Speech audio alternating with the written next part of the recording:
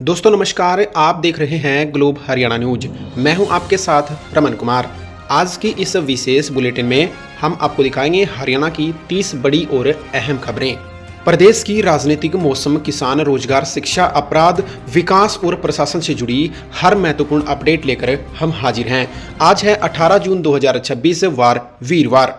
तो चलिए बिना किसी देरी से शुरू करते हैं हरियाणा की आज की 30 बड़ी खबरें और जानते हैं प्रदेश की हर छोटी बड़ी हलचल। बने रहिए ग्लोब हरियाणा न्यूज के साथ।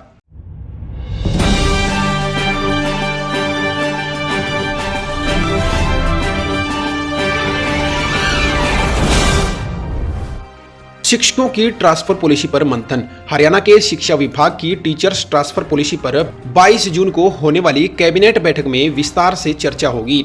इस बैठक के बाद ही तबादलों का नया शेड्यूल जारी किया जाएगा। शिक्षकों को अपनी पसंद के स्टेशन मिलने की उम्मीद है। हरियाणा में प्री मॉनसून की बारिश जारी। प्रदेश के 19 जिलों में बारिश दर्ज की गई। मौसम विभाग ने 20 जून तक कई क्षेत्रों में बारिश की संभावना जताई है। बारिश से तापमान में गिरावट आई और लोगों को गर्मी से राहत मिली। किसानों को भी इसका लाभ मिलने की उम्मीद है। हालांकि कुछ इलाकों में तेज हवाओं का अलर्ट जारी रहा। हरियाणा कृषि विश्वविद्यालय के मौसम वैज्ञानिकों ने 23 जून तक मौसम परिवर्तनशील रहने की संभावना जताई है।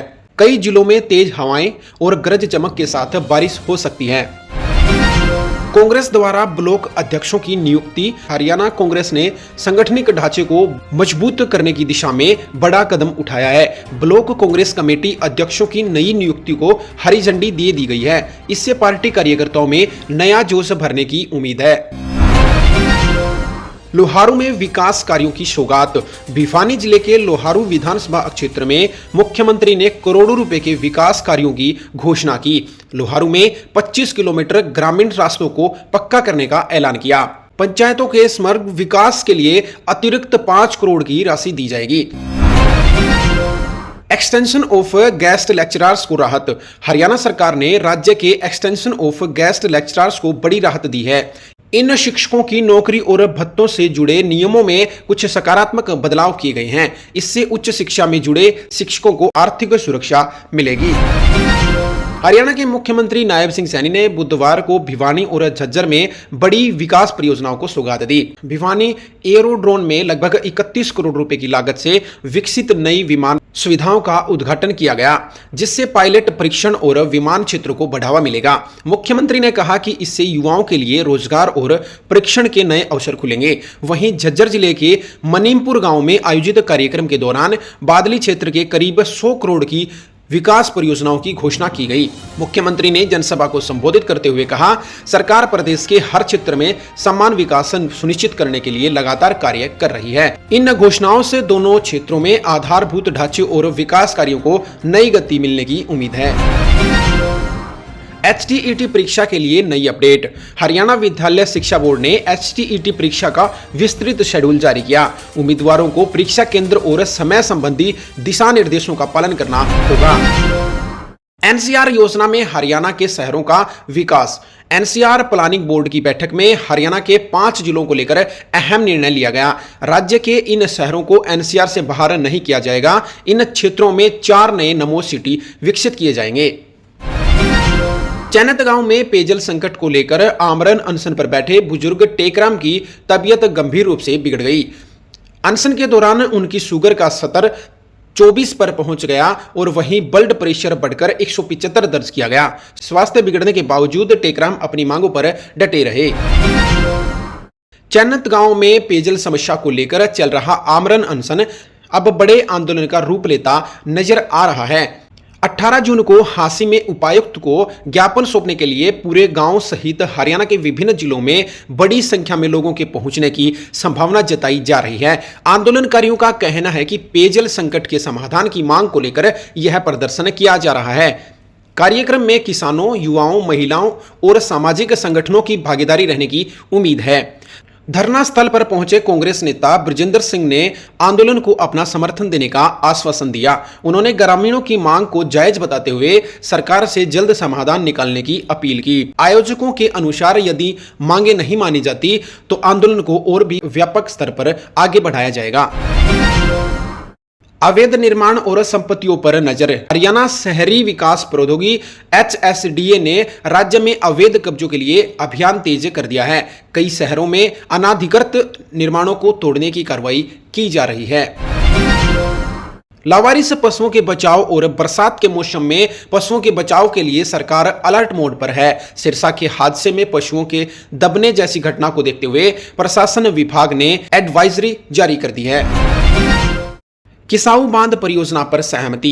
किसाऊ बांध परियोजना को लेकर हरियाणा, दिल्ली और राजस्थान के बीच बिजली लागत साझा करने पर सहमति बनी है। यह परियोजना जल और बिजली दोनों दृष्टि से महत्वपूर्ण मानी जा रही है। इससे क्षेत्रीय विकास को गति मिलने की उम्मीद है। राज्य के बीच समन्वय बढ़ा है और अगले चरण की प्रक्रिया जल्द ही शुरू होगी। महिला एवं सहायता समूह को ऋण। हरियाणा सरकार ग्रामीण महिलाओं को आर्थिक रूप से सशक्त बनाने के लिए स्वयं सहायता समूहों को प्रोत्साहित कर रही है। डेयरी व्यवसाय शुरू करने के लिए ऋण लेने संबंधी कुछ नियमों में ढील दी गई है, जिससे महिलाओं को आसानी से वित्तीय सहायता मिल सके। इस पहल का उद्देश्य ग्रामीण क्षेत्रों में रोजगार के अवसर बढ़ाना और महिलाओं की आय में वृद्धि करना है। सरकार विभिन्न योजनाओं के माध्यम से कम ब्याज दर पर ऋण और परीक्षण सुविधाओं भी उपलब्ध करा रही है। महिला उद्यमिता को बढ़ावा मिलेगा और ग्रामीण अर्थव्यवस्था मजबूत होगी। परिवार पहचान पत्र डेटा की समीक्षा तेज। अपात्र लाभार्थियों पर सरकार की नजर। हरियाणा सरकार ने परिवार पहचान पत्र के डेटा की समीक्षा और सत्यापन प्रक्रिया तेज कर दी है। सरकार का उद्देश्य यह सुनिश्चित करना है कि केवल पात्र परिवारों को ही सरकारी योजनाओं का लाभ मिले। जांच के दौरान आए परिवारों के सदस्यों और अन्य विवरणों का मिलान किया जाएगा। गलत जानकारी देने वाले या अपात्र पाए जाने वाले लोगों के नाम योजनाओं की सूची से हटा दिए जाएंगे। अधिकारियों को डेटा सत्यापन का कार्य तेजी से करने के निर्देश दिए। सरकार का कहना है कि इस अभियान से योजनाओं का लाभ सही और जरूरतमंद लोगों तक पहुंचेगा। धान की सीधी बिजाई पर जोर। हरियाणा के कृषि मंत्री ने किसानों से धान की सीधी बिजाई तकनीकी अपनाने की अपील दी, ताकि भूजल संरक्षण किया जा सके। इस तकनीक में धान की पौध तैयार करके रोपाई करने के बजाय बीज सीधे खेत में बोए जाएं, जिससे पानी की खपत काफी कम हो सके। सरकार किसानों को DSR अपनाने पर प्रोत्साहन राशि और तकनीकी सहायता भी उपलब्ध करा रही है। इससे खेती की लागत घटती है और मजदूरों पर भी निर्भरता भी कम होती है। राज्य सरकार का लक्ष्य जल संकट को कम करना और किसानों की आय बढ़ाने के लिए आधुनिक खेती को बढ़ावा देना है। नशा मुक्त अभियान। हरियाणा पुलिस ने युवाओं को नशे की लत से बचाने और समाज में जागरूकता फैलाने के लिए कई जिलों में विशेष नशा अभियान शुरू कर दिए हैं। इसके तहत स्कूल, कॉलेजों और ग्रामीण क्षेत्रों में जागरूकता शिविर आयोजित किए जा रहे हैं। पुलिस अधिकारियों और विशेषज्ञों द्वारा नशे के दुष्प्रभावों तथा इसकी कानूनी परिणामों की जानकारी दी जा रही है। युवाओं को खेल, शिक्षा और सकारात्मक गतिविधियों से जोड़ने के लिए भी प्रेरित किया जा रहा है। अभियान का उद्देश्य नशा मुक्त हरियाणा का निर्माण करना और युवाओं के भविष्य को सुरक्षित बनाना है।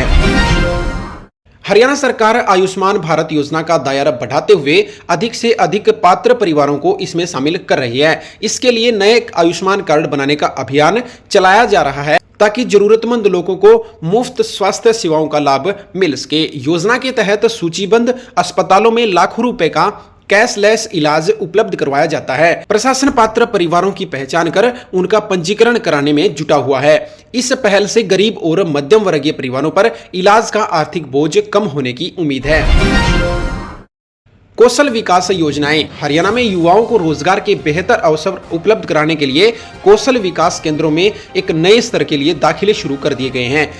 इन केंद्रों पर युवाओं को उद्योगों की मांग के अनुसार विभिन्न तकनीकी और व्यावसायिक प्रशिक्षण दिए जाएंगे।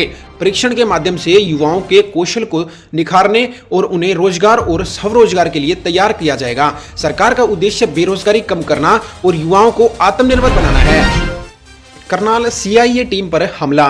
यमुनानगर में पथराव से मचा हड़कंप। यमुनानगर में कार्रवाई के दौरान करनाल CIA टीम पर कुछ लोगों द्वारा कथित तौर पर पथराव और हमला किए जाने का मामला सामने आया है। बताया जा रहा है कि पुलिस टीम एक मामले की कार्रवाई करने पहुंची थी, तभी कुछ लोगों ने विरोध करना शुरू किया। घटना के दौरान पुलिस कर्मियों के साथ धक्का मुक्की और मारपीट की सूचना सामने आई। मामले के बाद पुलिस ने कई आरोपियों के खिलाफ केस दर्ज कर जांच शुरू कर दी है।